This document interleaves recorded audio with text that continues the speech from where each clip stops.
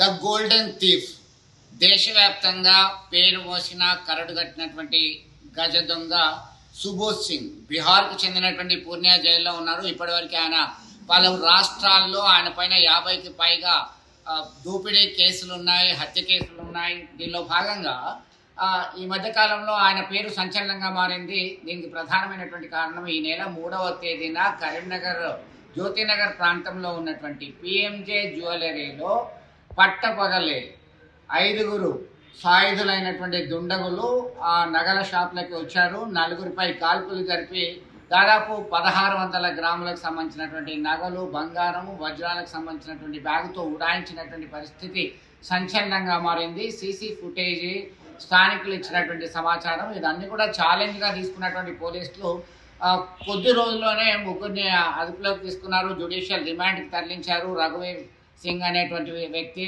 ఇంకా మహబూబా అనేటువంటి వ్యక్తి, వాళ్ళకి సింబుల్ అరేంజ్ చేసినటువంటి వ్యక్తి, మరొక దొంగ, ఇద్దరు దొంగలు ఒక సింబుల్ అరేంజ్ చేసినటువంటి వ్యక్తి. ప్రత్యక్షంగా పరోక్షంగా ఈ కేసులో 13 మందిని నిందితులుగా చేర్చడం జరిగింది. కరీంనగర్ పోలీస్ కమిషనర్ గౌస్ అలం ఒక ఛాలెంజ్గా తీసుకున్నారు. రాజకీయ విమర్శలు, ప్రతి విమర్శలకి దారితీసింది, పెద్ద గలాటాకి దారితీసింది ఈ దోపిడీ వ్యవహారం అనొచ్చు. దానిలో కాల్పుల్లో గాయపడ్డటువంటి వాళ్ళు కోలుకుంటున్నారు. కట్ చేస్తే సుబోధ్ సింగ్ని పీటీ వారెంట్ పైన బీహార్ జైలు నుంచి జ్యుడిషియరీ అనుమతితోని కరీంనగర్ పోలీసులు తీసుకొచ్చారు. ప్రస్తుతం విచారణ జరుపుతున్నారు. కస్టడీకి తీసుకున్న తర్వాత విచారణ జరుపుతున్నటువంటి పరిస్థితి గమనించవచ్చు. ఎలాంటి ఆసక్తికరమైనటువంటి విషయాలు బయటకు వస్తాయి. ఎందుకంటే ద గోల్డెన్ థీఫ్ ఆ పేరులోనే ఉంది. 400 కేజీలకు పైగా బంగారు నగల అపహరణలో భాగస్థుడు, మాస్టర్ మైండ్, ఈయన ప్రధాన సూత్రధారి ఈ దోపిడీ వ్యవస్థలో కేసులు అని చెప్పి చెప్తున్నటువంటి పరిస్థితి. జైల్లో ఉండి పెద్ద నెట్వర్క్ నడిపిస్తాడు. దాదాపు ఎక్కడికి వెళ్ళినా, ఏ ప్రాంతంకి వెళ్ళినా అక్కడ ఆయన నెట్వర్క్ ఉంటుంది. అక్రమ ఆయుధాలతోని స్కెచ్ వేయడము, రెక్కి నిర్వహించడము, దానిలో భాగంగా అనుకున్నట్టుగా ప్లాన్ ఇంప్లిమెంటేషన్ చేయడము, దాదాపుగా సాధ్యమైనంత మేరకి కాల్పులు జరపొద్దు అని చెప్పి ఫండమెంటల్ ప్రిన్సిపల్గా పెట్టుకున్నారు. కానీ ఇక్కడ సిబ్బంది ఎదురు తిరిగేసరికి కాల్పులు జరగాల్సి వచ్చింది. దీనిలో భాగంగా పోలీసులపై మరింత ప్రెషర్ వచ్చింది. బెంగాల్ ప్రాంతంలో గోల్డ్ విక్రయించారనేటువంటి సమాచారము బీహార్, బెంగాల్, హర్యానా, మహారాష్ట్ర, కర్ణాటక ఇలా పలు ప్రాంతాల్లో పోలీసులు సిట్ స్పెషల్ ఇన్వెస్టిగేషన్ టీం ఏర్పాటు చేయడం జరిగింది. దాదాపు 132 మంది పోలీసు బలగాలు వీరి కొరకు ఇదే ఛాలెంజ్గా తీసుకొని ఈ కేసును ప్రాథమికంగా ట్రేస్ అవుట్ చేశారు. మరి బంగారం ఎప్పుడు తిరిగిస్తుంది, రికవరీ అవుతుందా లేదా, మొత్తం 13 మంది అదుపులోకి తీసుకోగలుగుతారా అనేటువంటి కోణంలో పెద్ద ఎత్తున చర్చ జరుగుతుంది. ప్రధానంగా మోస్ట్ వాంటెడ్ క్రిమినల్ సుబోధ్ సింగ్ని జైలు నుంచి తీసుకురావడమే కీలకమైనటువంటి మలుపు ఈ కేసులో అని చెప్పుకోవచ్చు. ఎలాంటి ఆసక్తికరమైనటువంటి అంశాలు ఆయన వెల్లడిస్తాడో వేచి చూడాల్సిందే.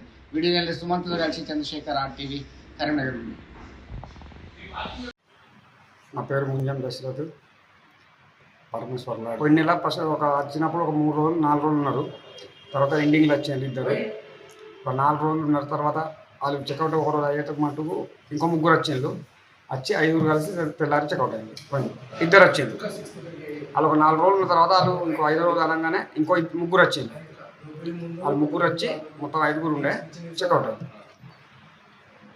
వాళ్ళు పొద్దున వచ్చింది అనుకో 7-8కి బండి పట్టుకొని పోయేది. ఎటు పోతాం ఏదో కాంట్రాక్టర్ ఏదో చెప్పేది, అంటే బిల్డింగ్ కడతారు చూడు, ఆ పని మీద పోతాం అనేది. మళ్ళీ సాయంత్రం వచ్చేది, పండుకొని తెల్లారిలేసిపోయేది.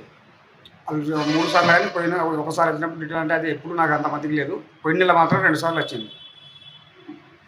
4 ఇప్పుడు ఎంత 6 నెల కదా, 4 నెలల ఒకసారి వచ్చింది. పోయిన నెల ఏమో ఫస్ట్ తారీఖు వచ్చిండ్రు, ఒక 45 రోజులు ఉన్నారు పోయిండ్రు. మళ్ళీ 20 తారీఖు ఏమో వచ్చిండ్రు, ఒక 45 రోజులు ఉన్నారు ఇద్దరే.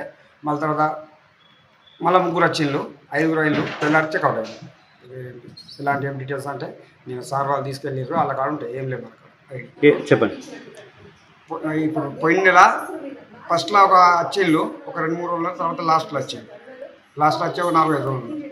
వాళ్ళు ఫస్ట్ ఇద్దరు వచ్చిండ్రు, తర్వాత చెక్అవుట్ అయ్యి ఇంకొక రోజు ముందు వెళ్తా అనేటప్పుడు మళ్ళీ 3 వచ్చిండ్రు. 5గురు కలిసి తెల్లారి వెళ్ళిపోయింది.